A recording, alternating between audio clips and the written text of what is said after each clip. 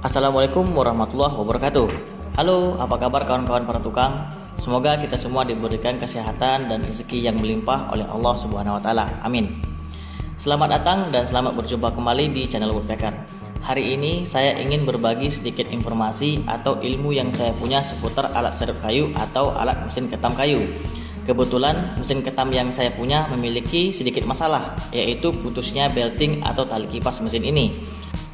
Putusnya tali kipas atau belting ini disebabkan oleh pemakaian yang tidak pakai limit atau sekali pakai sampai 1-2 jam tanpa berhenti. Ini akan mengakibatkan panas yang berlebih dan mengakibatkan belting jadi lembut dan cepat putus. Jadi hari ini kita ingin menggantinya atau mengganti beltingnya dengan yang baru. Sebelum kita bongkar mesinnya, terlebih dahulu kita bersihkan dari kotoran atau debu menggunakan kuas agar debunya tidak masuk ke dalam mesin atau dinamonya. Untuk membongkar mesin ini cukup mudah, kita cuma menggunakan obeng positif untuk membuka cover beltingnya. Pastikan tidak ada debu pada mesinnya. Untuk membuka cover beltingnya, mesin ketam tersebut harus kita posisikan miring seperti ini agar memudahkan kita membukanya. Sebelum dibuka, kita harus pastikan kondisi mata pisau, belting, dan komponen di sekitar pisau ketam agar tidak terjadi kesalahan atau kecelakaan kerja. Kemudian kita buka bautnya secara perlahan. Setelah terbuka, kawan-kawan bisa melihat di video bahwa cover beltingnya sudah rusak alias pecah pada tempat bautnya. Dan di dalam cover beltingnya sudah terkikis oleh belting yang rusak, tampak bergaris atau bergalur akibat gesekan dengan beltingnya. Karena gesekan yang cukup lama mengakibatkan plastik cover belting dan beltingnya sendiri terbakar atau meleleh. Jangan lupa kita bersihkan selalu setiap kotoran yang menempel.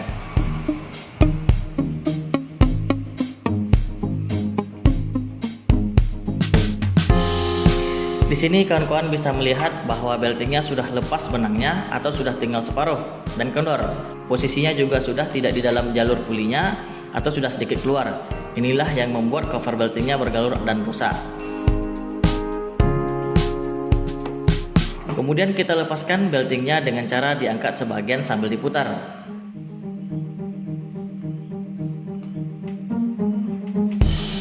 Kemudian kita bersihkan kembali mesinnya. Setelah bersih, kita cek kondisi pulinya dan bearing di kedua sisi pulinya, puli dinamo dan puli pisau. Pastikan bearingnya tidak goyang atau rusak dengan cara digoyangkan atau dinaik turunkan dan diputar. Setelah yakin tidak ada masalah pada bearingnya, langsung saja kita pasang belting yang baru. Di sini saya menggunakan belting merek Enhil yang harganya cuma Rp9.000.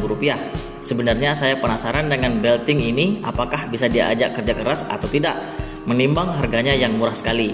Dari penampakannya, belting ini sama seperti belting pada umumnya, cuman warnanya sedikit berbeda, yang biasanya berwarna merah sedangkan Enhil ini berwarna biru. Kalau ditekan sedikit lumayan keras, agak transparan, dan dibungkus pakai plastik biasa seperti ini. Ya sesuailah dengan harganya. Kemudian kita lanjutkan ke pemasangan. Perlu diingat bahwa dalam pemasangan belting mesin ketam ini jangan sampai terbalik. Yang bergalur memanjang searah beltingnya diposisikan di dalam, sedangkan yang galurnya melintang dari beltingnya diposisikan di luar. Untuk memasang beltingnya harus dimulai dari puli yang kecil ke yang besar agar lebih mudah memasangnya. Di sini saya mencoba dari puli yang besar ke puli yang kecil. Ternyata memang susah dan tidak bisa dipasang kalau terbalik alur pemasangannya. Jadi alur yang tepat untuk memasang beltingnya harus dari puli yang kecil ke puli yang besar sambil ditekan dan diputar. Di sini kawan-kawan bisa melihat bahwa beltingnya sudah terpasang pada pulinya, namun belum sempurna karena pada puli bagian belakang masih tidak masuk sempurna atau tidak lurus dengan bagian puli di depan. Untuk meluruskan atau memasukkan secara sempurna, tinggal ditekan dan sambil diputar beltingnya sampai benar-benar lurus dan pas dengan puli bagian depan. Setelah terpasang sempurna, kita kembali mengecek dengan cara memutar pulinya secara berkala dan dipastikan belting tidak kendor. Kemudian dibersihkan lagi dengan kuas. Setelah itu kita pasang lagi cover beltingnya dengan perlahan.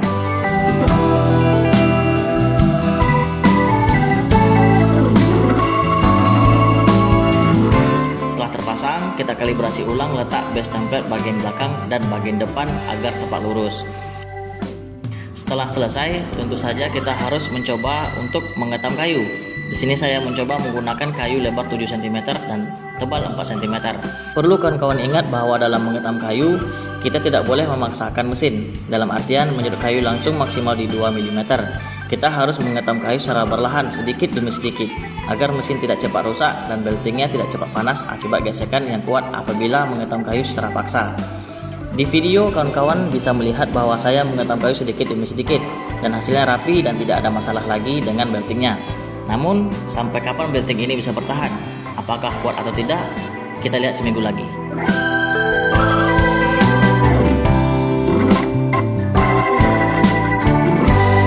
Di luar dugaan ya kawan-kawan, awalnya saya mengira bahwa beltingnya tidak akan bisa bertahan 2 atau 3 hari.